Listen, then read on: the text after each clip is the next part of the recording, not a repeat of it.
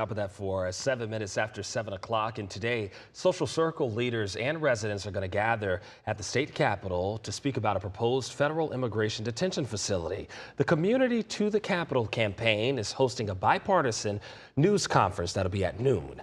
The organization is inviting members of both parties in the House and in the Senate to hear directly from people who say their communities haven't had real input regarding the detention center facility. Organizers say they want transparency, accountability, and a voice in how this project could impact water infrastructure and public safety.